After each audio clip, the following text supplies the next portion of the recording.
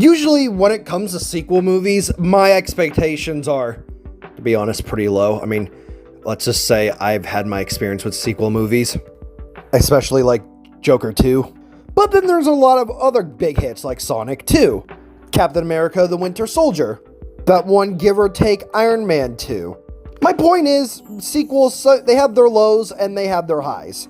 And for this one, goes for Happy Gilmore 2. And overall, I actually liked the movie. I thought it was actually fun. I don't really have a decision right now rather if it's better than the original. Although then again, the original's an instant classic, so I won't immediately say that it's better than the original. But I gotta say, it does a good job representing the characters, the storyline, and just the whole overall comedic side of things. And that was my biggest fear of this movie, that they would do too much with reminding you and stuff, which they do that sometimes. I'll get there when we need to get there, but let's talk about the positives first. Once again, I'll definitely say Adam Sandler as Happy, it always puts a smile on my face, considering I love his character, considering he's supposed to be a genuine happy guy, turning out to be the literal most outrageous person in the world if something doesn't go his way. Literally me on Fortnite. But not only that, it shows his after time of the first movie. After time, really. It shows what happens from the first movie after he won his gold jacket and got Grandma's house back. That being him getting down with Virginia and having 4 boys and 1 girl. And things were going alright for Happy. Until they didn't. And I'm not gonna lie, when I saw the golf ball that killed Virginia, I'm not gonna lie, my jaw hit the floor. I didn't think they were gonna do that. I mean, I knew they were gonna have to do some way for Happy to get back at golf, or better yet, I knew Happy wasn't gonna get back at golf just because, but when I first saw that, my jaw hit the floor. Heck, even me and my dad were watching it together on my second watch, and we just looked at each other did that really happen? Yeah, but after that, Happy loses everything: his house, his car, his grandma's house. I'm trying to remember more things. The furniture. And then he goes to this weird, shady neighborhood with a guy pissing in a mailbox. Usually I'd say that's weird, but it's a Adam Sandler movie, so if anything, everything you see on Ordinary is very funny. Then Happy said he would forever give up on golf after what he did, which, to be fair, if I did something like that, I'd do the same too. And then that started his big drinking problem, and which, yeah, I'm not gonna lie, that kind of made him go down on a downhill spiral. Then when Happy's working at Stop and Shop, he gets approached by, wait, what's his name again? Frank Manatee. No, really, I honestly forgot about him so much that I had to even look up his name on Google. And for my opinion, for Frank Manatee, him being the somewhat villain in the movie, he's not bad, but I feel like the villain in this movie is not really represented in the way. I don't feel like they do good enough job to represent him as this, kind of shady guy, or better yet, some prick person that just goes around and tries to do things his way. But I think he's alright. I mean, he's definitely not better than the original, that being Shooter McGavin, but like I said, we will get there. And also, first time we see him, literally Happy dumps him in a freaking lobster tank at a Stop and Shop. Boston Bruins reference, by the way. Christopher McDonald returns as Shooter McGavin, and surprisingly, he returns better than his first performance in the movie, but probably it's because he's not, trying to be obsessed with winning a gold jacket.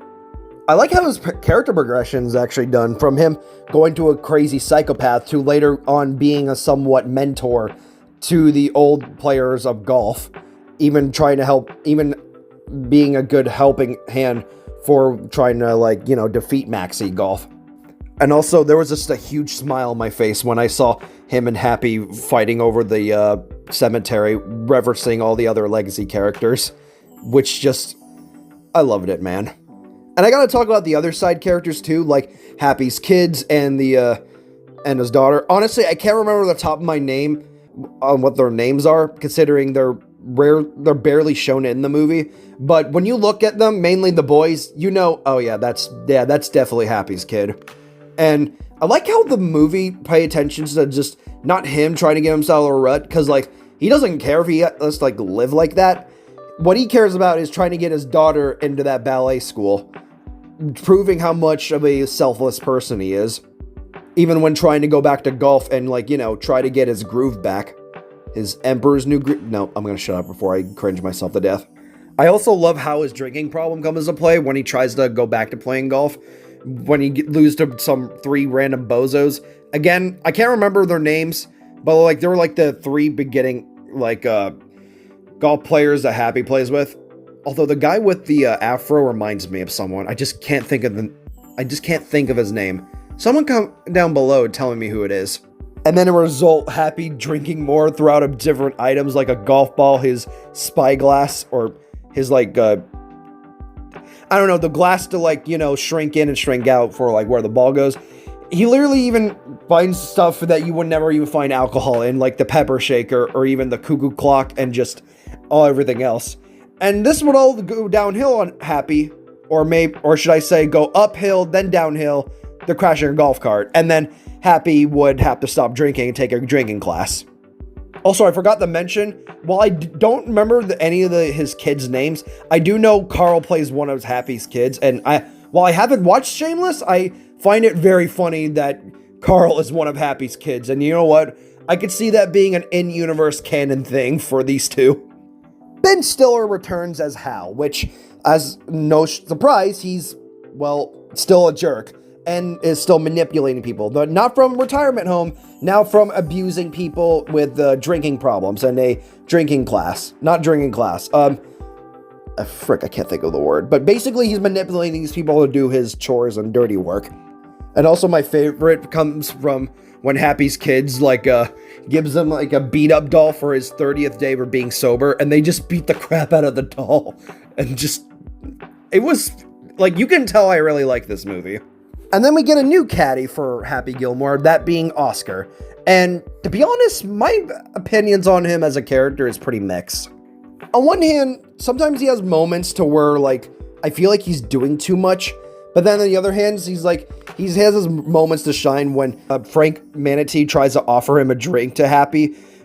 Literally, Oscar just grabs it, drinks it right in front of him, and burps in his face, even though Frank says he has gingivitis, and then just showing off how nasty his breath is, which is something I don't think is worth showing off about. Also, I love it. I don't know if it was his cousin or brother, but like, I like how when they were training, they were trying to shoot the golf balls at him, and they just start pelting him with golf balls. It was just like, is this guy a masochist or something? Or is he just doing it for the love of a game? Because if so, then that man's built different. And also, remember when I said that they do too much with showing off the, like, old clips of the movies? Yeah, here's my negative with that. Well, it is cool to see, like, say, guest characters are, like, supposed to represent, like, legacy characters. It is kind of annoying that they did show off, like, old clips of the movies just to know who these people are or where they're supposed to be from. And I can see this being a little bit of a nitpick. Personally, it doesn't bother me that much, but I feel like it does it at least too many times in the movie. At least not too much with the Eminem cameo, which I thought that was funny, and I didn't even notice that was Eminem till after I watched the movie. I'm like, wait a minute. Oh my gosh, that's Eminem. And I'm just like, imagine going back in time telling Eminem he's going to be in an Adam Sandler movie with his butt cheeks hanging out. But I like the concept of this movie. Basically, they're trying to, like, make it to where the new golf is, like, better and more fun by adding, like, say, somewhat type of Mario Party-esque type of stuff in there, like an ice course, literally, like, shifting platforms and just, like, you know, something you would see in, like, Mario Party stuff. Or maybe Mario Golf. I don't know. While Happy and the other golf players are trying to represent the good qualities of golf.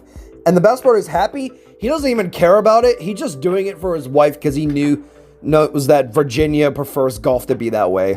Which shows another reason why that Happy has grown so much than just some angry, you know, rageable person. Which he might be. But he is also a very lovable person that will do anything for his family and friends. And also, well, I know I was nitpicking about the references, but most of the time they do them so well. Like when Happy had to go against his old caddy, I forgot his name, but it was the blonde-haired dude who Happy, like, almost strangled in the first movie that was his opponent. And then we found out the reason why that their other maxi golf players are somewhat a little better. No, it's not because of steroids, but apparently they had some like part of their bones taken out, basically so that way they could twist their hip to like hit the golf ball harder. And how they found this out by someone shoving a shoe up someone's butt. I can't say the A word because I'm trying to stay family friendly, surprisingly enough. And no, this is still not made for kids. And I like the whole Carl Urban cameo where his son, literally, he brought up a good explanation about revenge, saying that I kept my dad alive by hating you, but then when I stopped, I finally moved on with my life, which it was really good. I really liked his character, and he's really funny, dude. Although I don't understand how his hand got lost. I don't know if that was a thing that happened later on. I don't know how they explained it. Someone might have to tell me later on when I watch it back. But I've seen the movie like 5 times. And plus, it really explains how much I like this movie.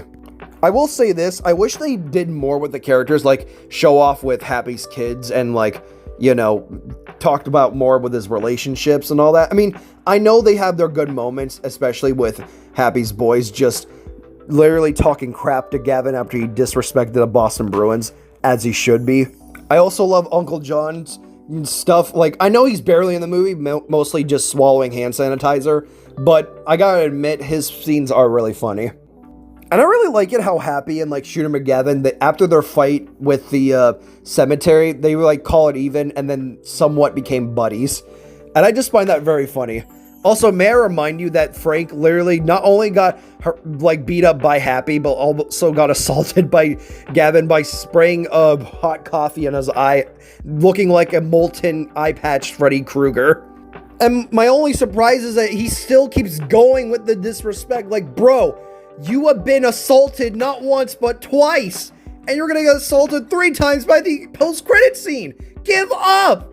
And I won't say that his defeat was more satisfying than Shooter McGavin, because, like, in the first movie, McGavin, like, he really makes you want to hate him in this. And this, Frank Manatee just feels more of an annoyance, if anything. Like, yeah, I know he's, like, the guy setting this all up, and technically, by his own rules, he did cheat.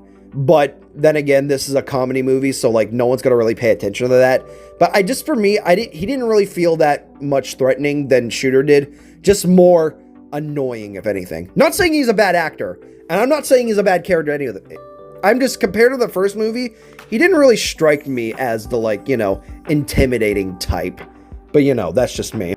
Happy then wins the maxi golf game, and then wins his daughter a fully paid Paris trip to do her ballet classes, and for his boys too, and Oscar a new restaurant, which, like I said, Happy Gilmore is such a W guy. Also, this might be just a reference how Adam Sandler is as a person in real life.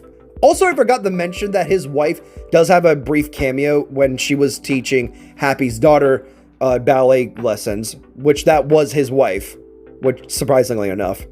His daughter also gets a cameo too in the alcoholic, the drinking therapy class, which, by the way, after Hal gets exposed by the FBI for being a sick son of a B-word, literally he takes off with Happy's coin after saying 3 months of sober, and then just tries running off, replicating the ending of the first movie with everyone just beating him up. But instead of him just being screaming and stuff, he's like, uh-oh, and then literally he's like, no, and just, he's not more screamish about it, he's more he's not really all that surprised that this is happening to him. He at least tries to get away with it. I'd like to have Bond with Adam Sandler's real daughter. I can't remember her name, but like, she was basically a secret agent for the FBI so that they can reveal Hal. And I thought it was real fun, this movie was. Talking like I'm dang Yoda. So overall, I really like this movie. I really like it. While I won't say it's better than the first movie, I gotta say it gets really close. Which is why I'm giving it a 9 out of 10. And overall, I really like this. If I see a third movie, though, then I'm just going to be confused as heck. But let's be honest, they're not going to pull off a Toy Story. Speaking of which, Toy Story 5 comes out in 1 year? I don't remember. Anyway, thank you so much for watching. Comment down below what should I do next. I already have a video in plan, and the Hulk vs. Godzilla review will be coming out soon. Well, most likely after the death battle. And so, yeah, thank you so much for watching. Please leave a like, comment, and subscribe. And be nice to yourself.